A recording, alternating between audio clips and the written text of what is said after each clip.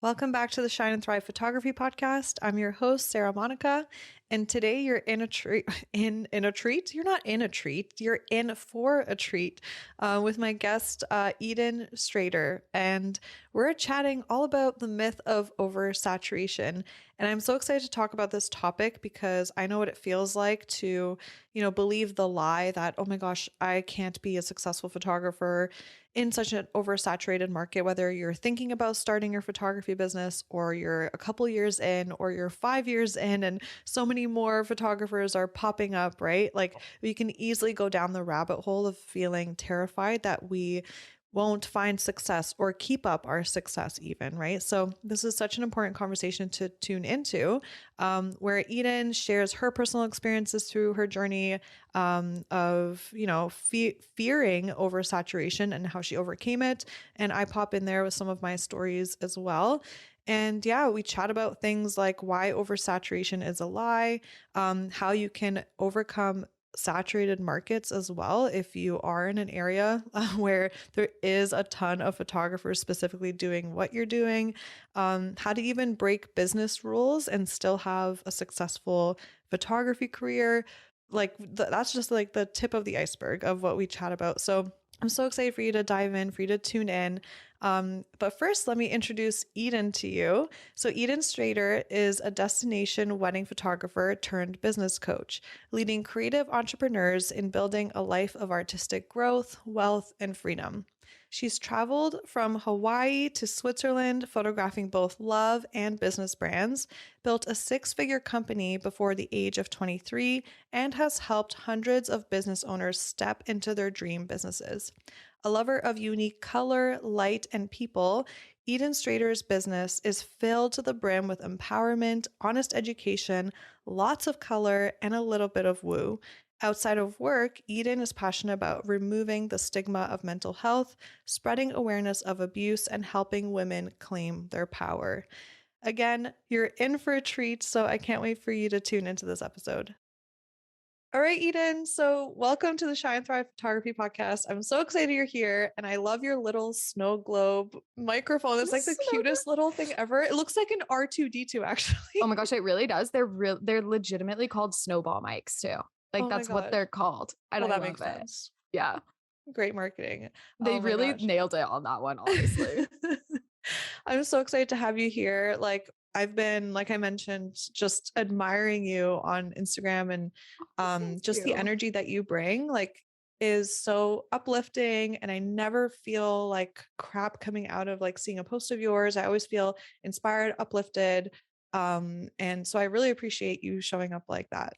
Thank you. That like means the world because that's like what I hope for in my online space. So that means a lot that that's what's happening. I'm glad it's translating that way. And okay, so just to start off the episode, we decided that we're going to play two truths and a lie. And I can never say that properly. It's always so hard for me to say two truths, two truths. Can you say it? Two truths and a Two lie? truths and a lie. Yeah, I feel you like if say I it had so to say it better. like 10 times fast though, it literally would Yeah. be horrendous. It's so true. So I'm going to go first. So I'm going to share three random facts, and I'm winging it right now. Like I don't have any prepared. I want to share three Perfect. random facts with you, and you have to guess which one is the lie, and then we'll switch it up. Perfect. Okay. I know, like I can go first actually. I think I have mine. So I can go first if you want. You want to? Okay, let's switch be it up. spontaneous. Let's switch it up. Okay. Okay. One, I'm allergic to peanuts. Okay. Two, I went from no tattoos to 15 tattoos in 1 year. Okay. Three, I was raised Mormon. That's so interesting because the guest that I had a guest, another guest, I think 2 days ago we recorded, and she had a similar third fact. Really? Yeah. What are the chances in 1 week? Yeah, that is weird. Okay. Which one's the lie? Okay, I'm glad you, even if you're faking that, you have to think about it. No, I'm really literally, I would never, I'm not a faker. And no, I don't fake orgasms. Literally what immediately came to my brain. I was like, how family friendly is this podcast? As soon as I heard faking it, that's where my mind always goes. Oh yeah, Okay. for sure. The lie is the tats. The lie is the tats. I got 12 within a Yes. year. I went from Oh, 0 to 12 within a year, but oh not my 15. God, that is epic. Are they like a Mhm. mixture of like little ones and like medium, bigger ones, or? Yeah, I'm like, this is like my most significant one is like this marbling piece. And I have a big one on the back of my arm. But other than that, it's kind of like a sticker sleeve with like a bunch of like little ones on my arm. Okay. Wow, that's Yeah, I was fun. supposed to get one. I was one of those people that was like, I'll just get one Yeah. tattoo and like that'll be it. And then yeah, no, within a year I have like my entire body now. Oh my gosh, I love how you did that. Okay. You just inspired me for my other facts. Okay. I'm ready. Yes. Okay. Okay. Fact number 1. I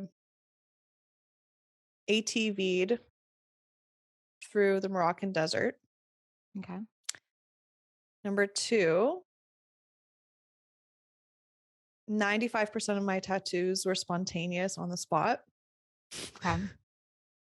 And number 3, I'm allergic to bananas. I think number one's the lie.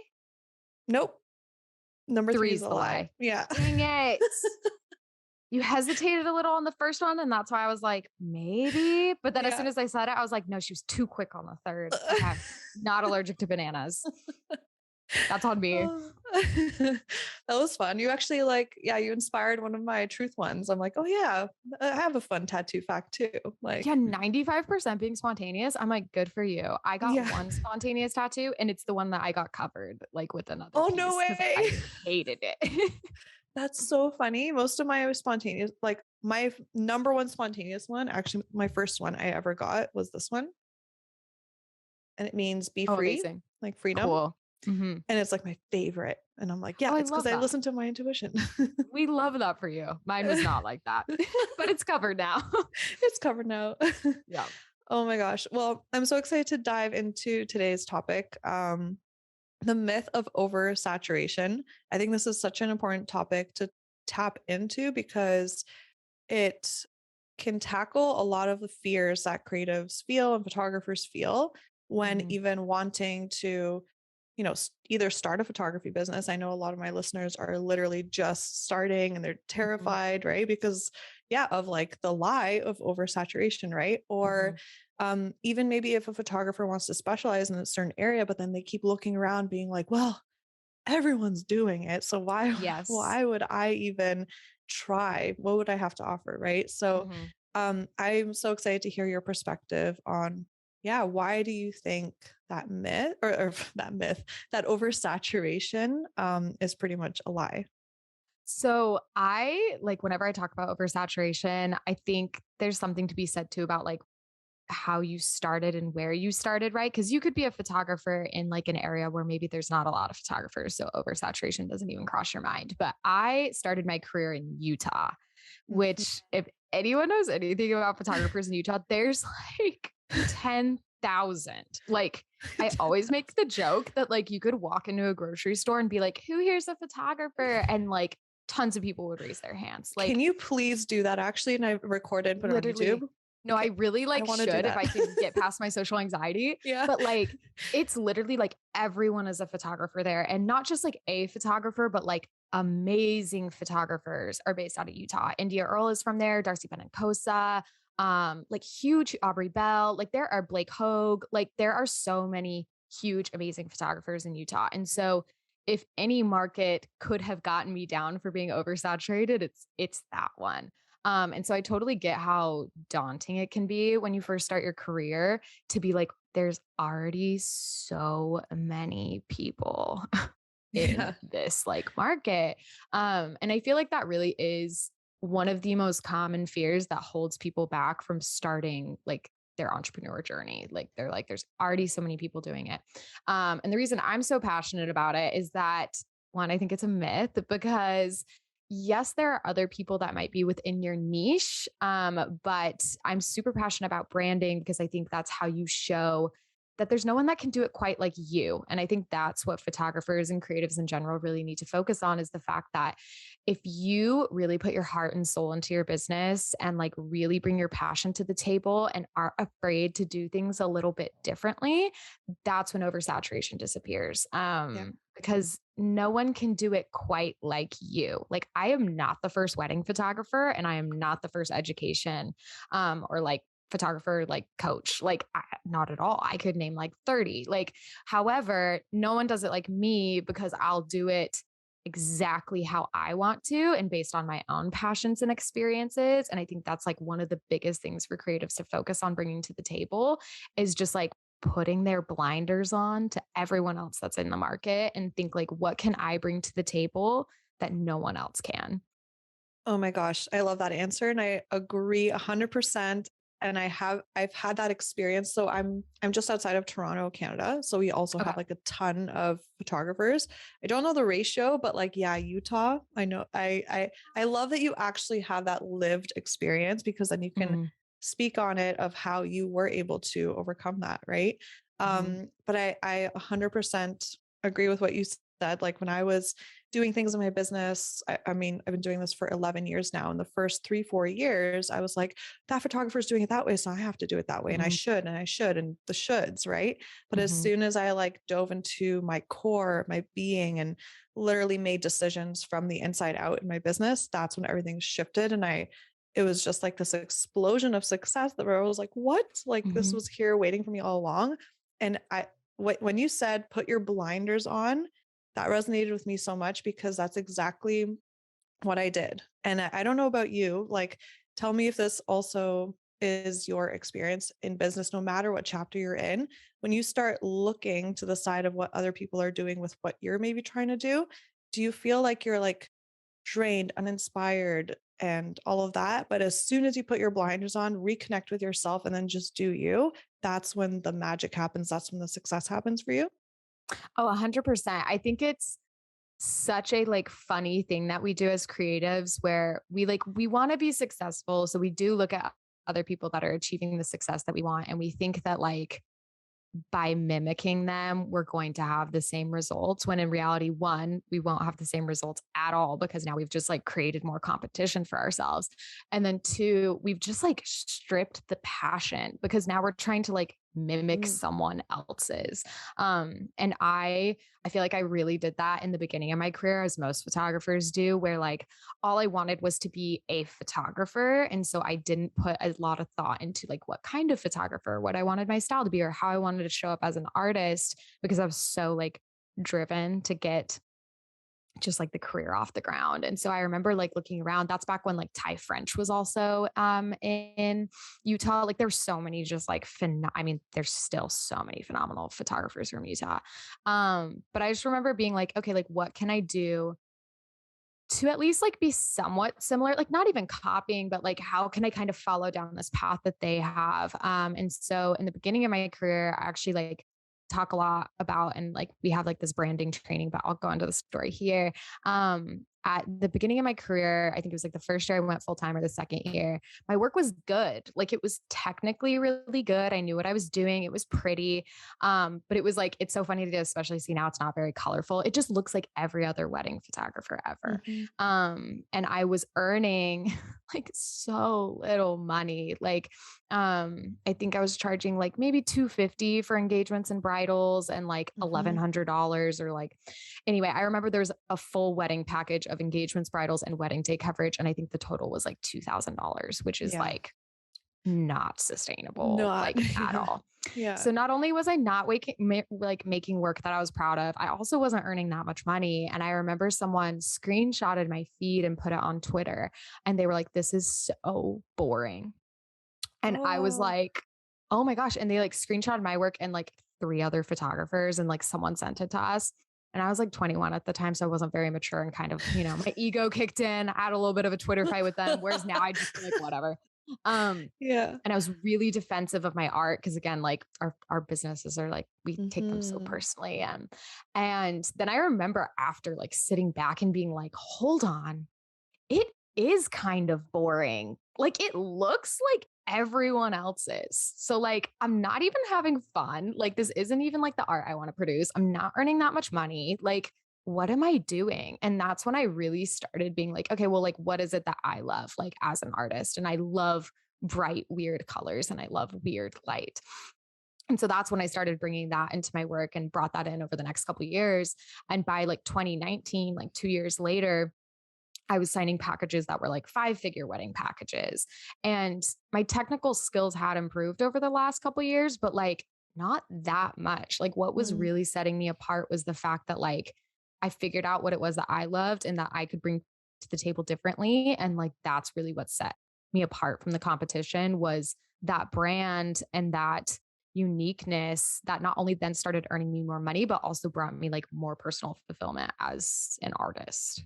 Oh my gosh, thank you for sharing that journey. I love how you painted that picture, and along the way you had that experience that in the moment could have been like the end of the world for you, like a troll, Mhm. or no, that person, they're just, they don't know what they're talking about. But I love how you actually, once your ego like chilled out a little bit, you Yeah, were I'm able like, to once like, 21-year-old me chilled yeah. out and stopped fighting on Twitter.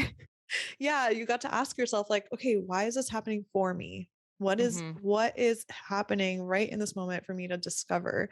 And that's so incredible. I love how it's so interesting how your style even flipped so much, because you said, didn't you say that your style was like not very colorful Yeah, it was before? like very neutral. Like I Yeah. just looked like every other like good photographer. Like that was it. Like I was Yeah. just a good photographer that like anyone could like hire. There Yeah. wasn't really anything that would like draw you to my work necessarily and be like, love that. Like must Mhm. have that. Okay, so actually something really interesting that I want to unpack here, Mhm. because so I personally am someone that like loves neutral colors. I feel grounded, Mhm. I'm obsessed with them. And before the whole even kind of like trend, I think of the last 3 years with things being really like neutral, Mhm. I've always loved neutral colors like for my branding and stuff, and now everyone seems to have like, or many people seem to have like browns and golds and all of Mhm. that. But I love like more true to life color in my actual work, but my Mhm. branding, I love neutral colors, right? Mhm. So it's so interesting because my ego would pop in like 3 years ago when everyone's starting to like change their websites to more neutral colors. And I'm just like, but that Mhm. that was what I was doing. That's like my thing. And I'm like, no, Sarah, it's not your thing. It's just like people Mhm. evolving and like whatever.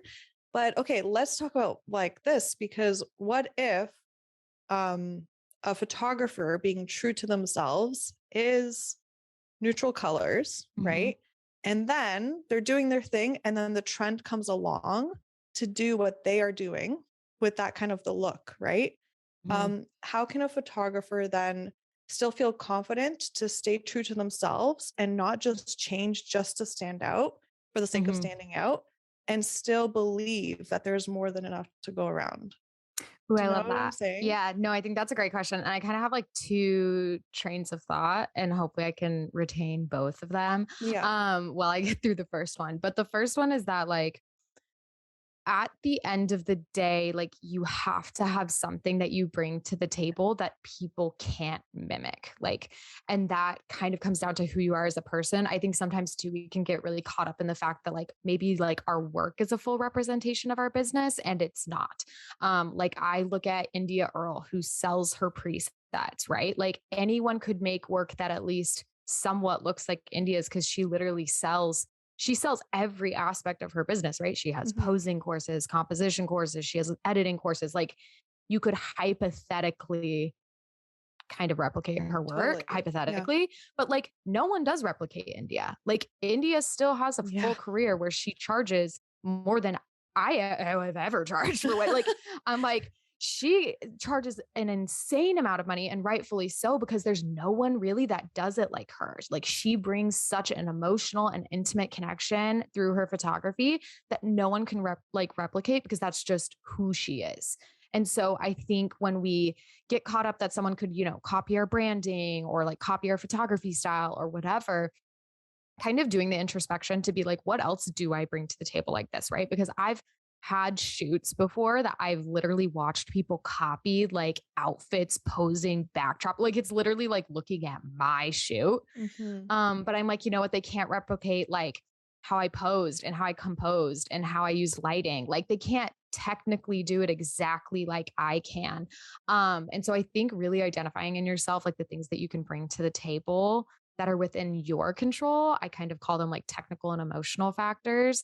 But like there are things that we can't control, right? Like our clients can show up to a shoot in whatever outfits and like they can choose whatever location, but we get to choose like how we move about that shoot. We get to control how we compose, how we use lighting, like how we choose to portray emotion. And so I think it's really important to like think like, what am I bringing to the table in those regards that like other people probably can't replicate? Yeah. And then the second is that like copying one, I don't think really exists. No, it does exist, but like as a general concept, like no one really has original ideas or Yeah. creativity things. There's just so much content going around that like Yeah.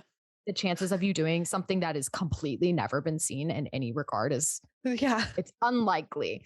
So it's like naturally things will kind of be copied. I do think there is like obviously blatant copy. Like I Hmm. had someone that straight up like copied my branding completely and like like retyped my copy. Like it was my Yeah. copyright. And I was like, oh, The that's like actual blatant. wording. I've had that Yeah, happen like I was too. like, oh, you literally just like copied and pasted my stuff. Yeah. That's not great. So obviously that does happen. But whenever I've been like approached by people being like, hey, I think this person's replicating you, or like I've seen something where I'm like, that feels like they're starting to kind of copy me. I used to get really defensive about it. Like it used to be such an ego thing of like, Mhm. well, I created this and this is my art and I'm so passionate about it. Like, how could someone rip it off? And I think the longer you stay in the industry, you realize that that just kind of happens. It's unfortunately like part of the game. Yeah. And so now I kind of approach it of like when it happens, I'm like, okay, how can I take this to the next level? Like, how can Mm. I push myself to now do something that like it's going to take them forever to figure out how to do it too? Mm. Like, how can I up level? So I kind of take it as a challenge of like, how can I push myself to improve so that now I'm a league ahead of them again?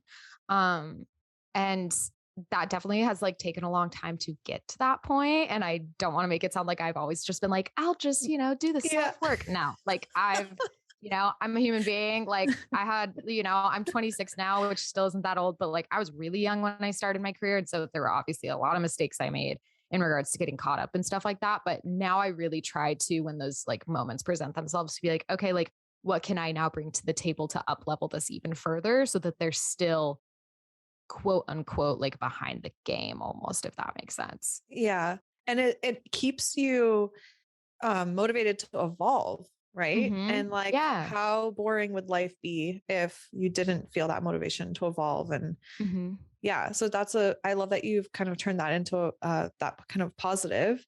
And Hmm. also, I love how you talked about people can't, what, there's not, there's not, I don't remember the exact quote or the person who said it, but it's something along the lines of, uh, a copy will never be as good as the original or Hmm. something, Hmm. right? So it's like, yeah, you can copy the visuals but you can't Hmm. really copy the heart and soul or the why an artist created something and then Hmm. put like infuse that into the work, because a lot of the times like energetically you can look at a photo and be like, I don't know why, but I feel so much in this photo. And then you can look at maybe the same almost photo and for some reason you're not feeling it as much. Like that's why art, right, is so Hmm. subjective to everybody. And Hmm. one thing that I know to be so true and from experience as well, and I love how you answer that question because I've experienced this where um, I'm realizing that we're all so unique, like such unique snowflakes that No, but really, it's like all yeah, those like cheesy like it is. cliches, but like Yeah. they're cliches for a reason. Yeah, it's so true. And we are the only, like, you have a whole different set of experiences and now the ways that you see the world in different situations and how you connect with people is not, you cannot replicate that with any other human being on this planet. So yeah, past the way that work looks, people obviously want to feel comfortable around their photographer. They want to feel Yeah. connected. And so they're going to dive into your about profile, just check out your values, check out what you're passionate Hmm. about, what hobbies you have, and be like, oh my God, I love like the woo too. And I love to meditate. Yeah. And we can totally connect on that. So it's like, it takes your work to a deeper level because people feel more comfortable around you from the camera, then you're able to Hmm. create that like emotion, that feeling in that work Yeah. from the place of you showing up vulnerably with your personality, right? Hmm. Yeah. So that's the beauty. of right, showing up authentically as well.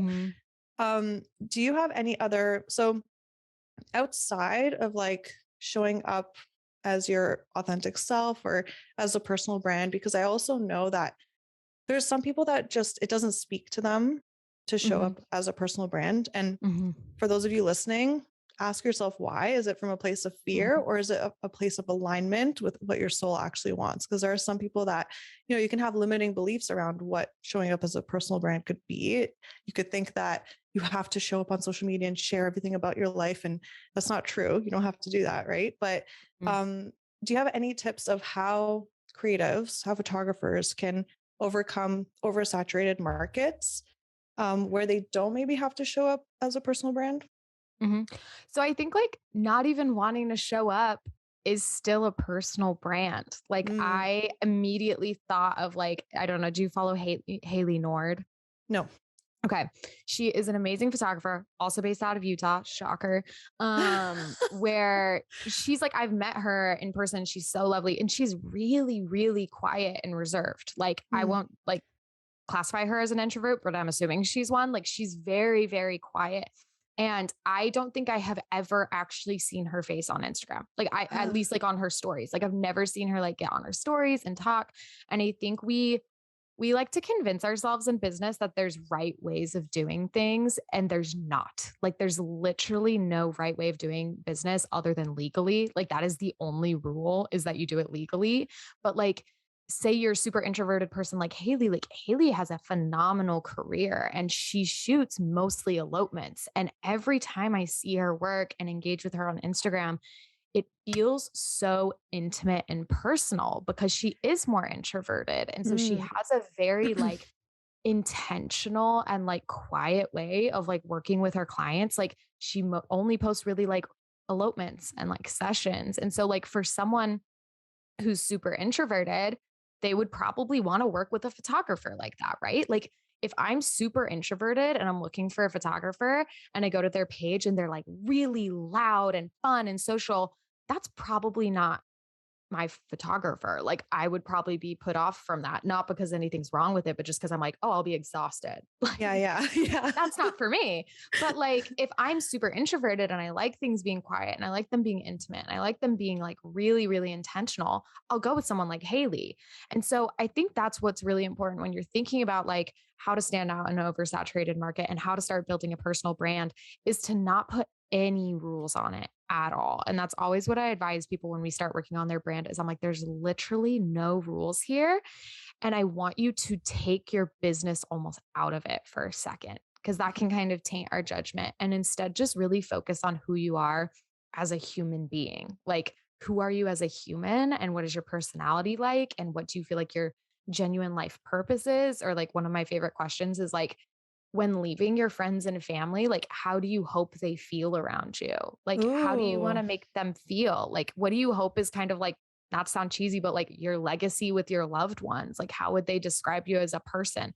Because that's what we want to bring into our Mm. business. And so, if you don't want to show up and like be super personal, and create like a bunch of reels, you don't have to. Like, I don't think I've ever seen Haley make a reel ever. Also, sorry, Haley, if you're listening, I'm using you as an example for everything. Um, but she's so quiet and lovely and sweet and introverted and like she's made such an incredible successful career. And I think like the more you really, I think it's really cool to go look at other artists in the industry that do things really differently than you and to see that it works for them, because Mm. there is no limit to how vast this industry is. Like there are people doing things in totally, totally different ways, and yet it works for all of them because they've really identified what their strengths are and then brought them into their business. Oh my gosh, I love everything you said. I align so much with everything you said because I feel like just in the world in general, we need more permission to let go of Mhm. the shoulds. Right. Mhm. And I love how you even coach your students through saying, take the business out of it. Like forget about it Mhm. right now. Cause usually if we're thinking about business, we're thinking, oh my gosh, I need to earn a living. I need to put food on the table. And then your Mhm. decisions can get tainted by, okay, but I'm going to play it safe because I need to make money. Right. And that's usually Mhm. when we veer away from our true north, our alignment, and being able to Mhm. find that success while being like so fulfilled as an artist at the same time, right? So Mhm. I love that you have people think that way. And that was such a powerful question. Like when you leave hanging out with your family and friends, how do you hope that they feel around you? That is Mhm. incredible. Such a powerful Eh, question. It's one of my favorite questions to ask because I think that's like, I think we have a hard time sometimes like listing our own strengths, but like that's a really powerful way of kind of almost like hoodwinking our subconscious into being like, I don't know, like I know exactly how I want my friends and family to like feel when I leave their presence. And that's like how I bring, like, that's what I bring into my business as well. Okay, so now this is a perfect segue into a question that I wanted to ask you because you mentioned talking about breaking rules. Mhm. So I would love to know for everybody listening, is there any examples of other quote unquote rules that they can break and also and still find success in their photography business? Ooh, okay. I think some great rules. Oh my gosh. I like want to just say like all of them, but like let Yeah. me try to get like more specific. I think like one of the things, two things. One is I think like breaking rules, both personally and in your business, quote unquote rules, is really uncomfortable. And so I think, I always think I'll never advise people to just start breaking big rules at once because that's really jarring. And that's kind of like where you creep back into your own hole, right? It's like when you decide you want to work out, it's not like you go and do a 4 hour workout the next day because you're Yeah, going to burn so out and be true. like, no thanks. I That's a hate great this. analogy. That was Yeah, awesome. like absolutely not. You like dip your toe into it. And so that's my thing when you're breaking rules or like pushing yourself to get uncomfortable. Like, you don't have to do it all at once or do like a big thing at once. Start getting like little tiny things so that you can learn to trust yourself and like really start learning like, oh, I can actually do this and it's okay.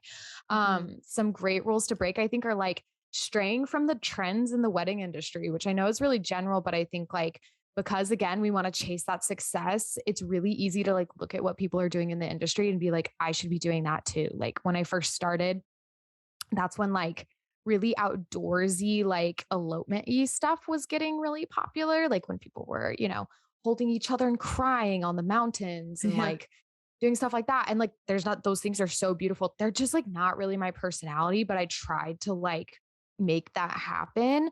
Yeah. And so that's when I like after that Twitter fight is when I was like, I'm obsessed with studio photography and bright colors. And at that point, like no one was really, not to say I pioneered it. I'm sure there were other Yeah. people doing it, but like especially in Utah, like that wasn't really a thing. And so I started shooting on like really brightly colored backdrops.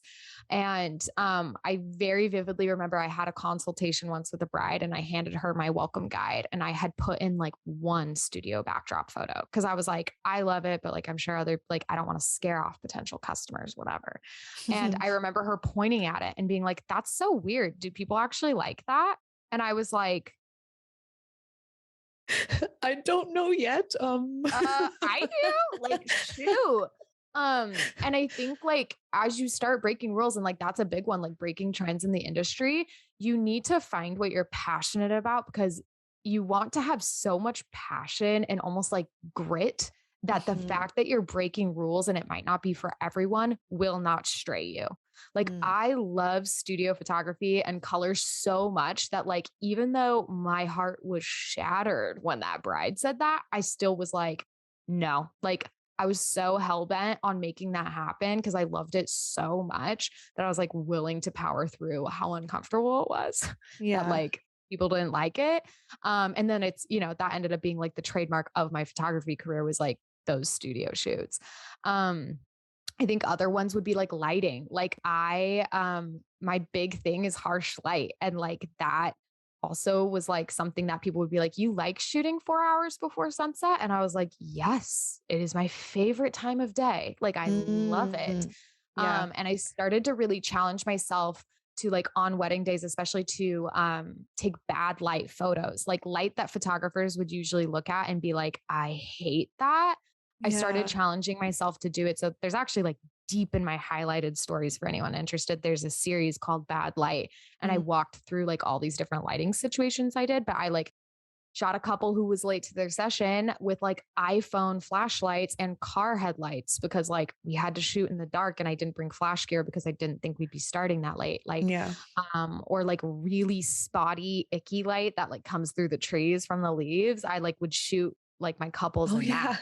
yeah. Yeah. Like just like little rules. And I think like breaking those rules, right? Because you can break rules with composition, you can break rules and like, you know, technically we shouldn't be distorting our couples on 24 millimeters, but it's still really fun when you do it intentionally and you can make art out of it. And so I think it's fun because you can not only like break these rules and set yourself apart, but like forcing myself to get uncomfy and try things like that, that I maybe quote unquote shouldn't, really challenged me as an artist to like progress my skills and like make things look beautiful and make things look like my brand and my work, even in like kind of shitty or weird circumstances. Oh, I love that so much. Oh my God. You painted a wonderful picture of Okay. your journey there. And I speak British randomly. I don't know why it comes Love out. that. I do too, but it's usually like super cockney and like like really harsh. My mom's actually from England too, so I feel like when we do it, my mom's Oh always yeah. like, "This is atrocious." Yeah, for sure. Oh my gosh. Okay, so actually one thing that I want to backtrack to is that moment Mhm, where you added in that photo that you took in a studio on a white backdrop, and then you were having consultation, and that person was like, do people actually like that? That's so weird, right? mhm, If okay, so this is so fascinating because for those of you listening that are like scared to experience that, and you're like, maybe that's too uncomfortable for me, I don't want to experience mhm, that. Just know that it's part of the transition mhm, because probably Eden, where you were at, you were photographing in a certain way and kind of like in a certain style. And then in the background, on the back end, you were like, I'm going to rediscover myself. I'm going to just, explore, follow my curiosity, create work in a different way, and then slowly transition, right? So in mhm, that transition period, what happens is you actually have to let go in a way of your old audience, your past mhm, audience, those people that loved your work before, and welcome in new people that really admire your new work. And it's like mhm, this, it's called the dip. I call it the dip, mm, where it's this lull of like, you're probably going to like get a pause in inquiries and bookings because you're kind of confusing people in that kind of moment. But mhm. then those that you pick up along the way that saw that work and they're like, oh my God, this is amazing. And I love how she's Yeah. showing up. Then it's like a boom that Mhm. after. Did you experience that? Yes, and I think that's one of the things too with like, you know, being an oversaturated market or like trying to look like other people in the industry is like in your head, you're like, well, I'm gonna lose a ton of customers if I get like too weird. And I remember the first like really colorful rebrand I did. I literally remember being like, I've fucked it. Sorry, I don't know if I can say the F word. No, yeah, you can. I was like, I fucked up. Like, I like, and I knew there was going to be a lull because I was like, I've gone from being like the average Pinterest photographer to like my branding looking like an 80s disco. Like, and so I knew there was going to be a lull, but I remember being like, I have probably lost so many customers. But then you have this realization where you're like, the people I'm losing, they weren't my ideal clients anyway. Like everyone's so passionate about working with their ideal clients, but you'll never get ideal clients unless you're creating your ideal work. Like that's the reality of the situation. And so Yeah. you have to be comfortable with losing those people, right? Because like that girl that looked at that and was like, this is so weird. That was not my ideal client. We actually did not end up working together, which is probably a good thing. Yeah. But like she probably wouldn't be that passionate about my work and I probably wouldn't have been that passionate about my project because like I wouldn't have been able to like really artistically like pursue like create things because I knew she thought it was weird. Whereas like once I did that and I made that switch and I, if you see my branding now, it literally is just like a rainbow explosion. Um I had people, fly around like from around the country and like international people like that would like come to Utah to shoot in a studio, which is like such a weird thing, right? Yeah. Like to shoot in front of a piece of paper. Like they weren't even coming You're for the so fucking location. hilarious. To Like, shoot in front of a piece of paper. literally though, like that's such a like specific thing and like that became my specialty, like where people would pay like thousands of dollars to come to Utah to be shot in a studio that could have been anywhere. And I that's the work that I was so passionate about and like that never would have happened had I had not just like powered through how uncomfortable it was to like lose those not ideal clients and to like really put myself out there and to power through the lull, right? Like, Mhm. um, it's there will be a lull, but it's like one of those things. I almost feel like if there's a lull after you've made a big shift in your business, it's probably a good thing. Like, Really right? good If that sign. lull, yeah, if that lull lasts like years, then let's have a chat. But like, there is a little bit of a lull, and like that's good because that means that like your ideal clients are coming, Mhm. and they want what you have to offer specifically. I always say that like ideal clients are just a mirror for our energy, and if we're not super passionate about our work, they're not going to be either. So like you're doing yourself and your clients a disservice by not just niching down and doing exactly what you want.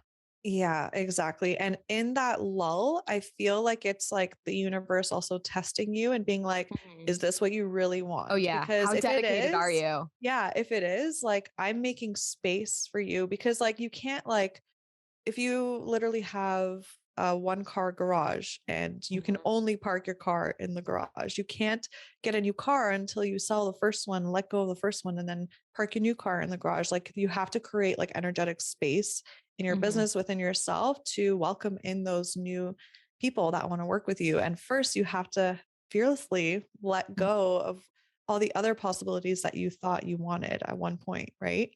Mhm. Actually, I would love to know what in those harder times where it felt scary, right? To just keep going, keep following that curiosity, like what Mhm. kept you bulldozing through and just like going for it anyway and not letting fear stop you? Yeah, I think like I will say kind of like the same thing with like dipping my toe in. I have become so much more comfortable with fear over like the last several years of my life. Whereas like before, I like wasn't great. I wasn't like a great risk taker. And I started really small. Like I went full time and I was like, okay, we survived that. And then like Mm, I'm divorced. I used to be married. And when I was married, my ex didn't work. And so like going full time was really scary because I was providing for two people. I was paying for his school. And so that was really scary. And then like we bought a house right before we got divorced. And that was really scary, especially as like the sole income. And after that, I got divorced, and like there's little things that kept leading up to the next. And I think one of the things that's always been the most powerful for me whenever I do get really scared, because I still get scared now, is I'm like, you know what? I have literally never let myself down before. Like, mm, even if it feels like this is going to be the one time, I'm like, why would it be? Like, I've never let myself down before, ever. And like, I will say there's something about like, I don't want to make it sound like I've never let myself down because things weren't hard. Like, we don't even have to go into this if we don't want to, but like, my divorce was really messy and hard, and I lost a lot. I remember right after my divorce, I had $100 in my savings account. Like, I got cleaned out, and like, that was the lowest point of my life. Like, it was so stressful. I was trying to sell my house, I was getting divorced. Like, I was going through so much stuff. And there's something really beautiful about rock bottom in hindsight, right? Like in the moment, it's not beautiful. I yeah. don't want to give over that impression. But like there's something really beautiful about the fact that like I know what it's like to be at absolute rock bottom. And I made it through that. And I'm like, I know I will never let myself down again because I've made it through stuff before that I never thought I could. And like to me, how beautiful my life is now, like I will do whatever it takes to maintain that. Like to me, it's that important. And I think that's why it's so crucial for you to know like your why and what you're passionate about and like what you want out of your business and your life. Because if you're that passionate about it, you will refuse to let it go any other way. Like to me, there's no plan B. Like this is Mm, my only plan. Like there's yeah. no other option. And like I'm so passionate about it that like I refuse to let anything happen to it. And that doesn't mean there's not setbacks. There totally is. Like I've launched things that have failed or like, and like, do you know what I mean? Mhm. But like at the end of the day, I'm like, I will get up and I will try again and again and again. And I know I can do that because I've done it before. And yeah, I know this is the longest rant to answer your question. But like at the end No, of the day, it's so I good. feel like the thing that always brings me a lot of comfort is like, I literally say it like out loud to myself is I'm like, you've never let yourself down before. This is not going to be when we start. Like it's never happened before. Why would it start now? Yeah, I when you said that, I got chills, like because it was just like so like this mantra that came to you and that Mhm. has helped you pull you through. And now you sharing your story and you sharing that, someone else could be like, oh my God, that speaks so much to me. Yes, I've never let myself down. And it just Mhm. gave me chills because I felt this like energy surge through you, through me, and then through the microphone into like everywhere. Like, oh, it's just incredible. And I think the beauty of it is it kind of like a way that you've learned to trust yourself, even like a Mhm. trust in Oh, your yeah. capabilities through everything that you've been through in life as Yeah. well. Yeah. And I think like there's also something really beautiful as entrepreneurs to like have a very tangible way of looking at something. It like gives me chills and be like, I did that. Like that's mine. And Yeah, like yeah, I like have been, I literally it gives me chills. Like I cry about it all the time on my podcast, like how grateful I am for my career because I feel like in my lowest of moments where I'm like, is this gonna like be the end of me? Like, is this rock bottom? I almost have something tangible to like look at and be like, no, like I fucking built that yeah, entire thing myself. Like, not to say other people didn't help me, but I'm like, that's my business that no one invested in, that no one gave me money for. Like, I did that solely myself. And it's so beautiful as entrepreneurs that like we have this like literal thing that we can look at no matter what stage you're at. Like, even if you're yeah, just starting, that's so cool to look at something and be like, I had the guts to start that. Like, I had the 100%. grit to start that, like, regardless of what phase you're at. Like, to be like, that is a physical representation of how passionate I am and talented I am and hardworking I am and smart. Like, that's been something that like when my self-esteem is at its lowest, or if I'm like, what am I even doing with my life? Like, am I good at anything? I can be like, hold on. No, like there's a Yeah. whole ass business that I built myself. Like, Oh my gosh. so Yeah. I feel like it's been really good. Those thoughts are such little fuckers. Like, Literally. like literally it's just like sometimes I'm just like chilling and maybe not having those Mhm. elevated day. And it's like, I suck. No one wants to listen to me. I'm like, wait a second, Sarah, is that true? Is that a fact? Like, Yeah. Is where that a is that fact? even coming from? Oh my Mhm. gosh. Oh man, this has been such a it's so funny. The word delightful came to me. Delightful conversation. I Oh, literally I never love use that. that word I in my love that word. vocabulary.